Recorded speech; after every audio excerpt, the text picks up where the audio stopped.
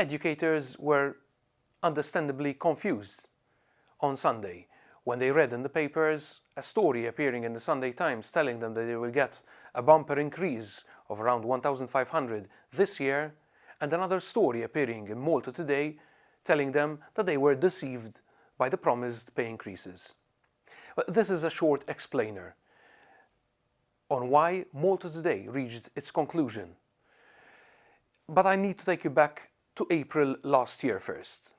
The government signed a collective agreement for all public service employees, which includes teachers, that made provisions for salary increases year after year.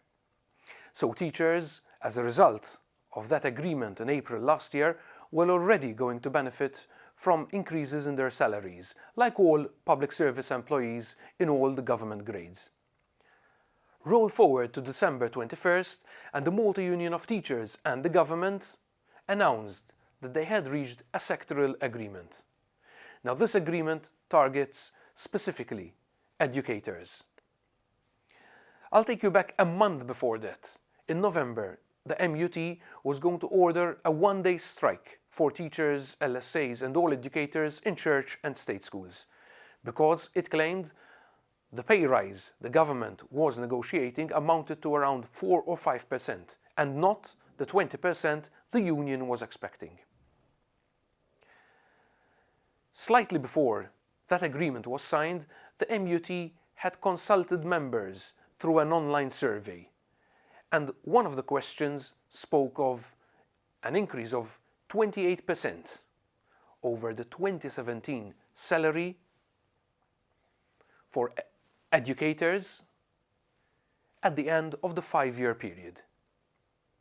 However, when MaltaToday last Friday revealed the financial details of the agreement signed on December 21, despite increased class allowances and a new work resources allowance, the mathematics did not work out to a 28% increase over the 5 years.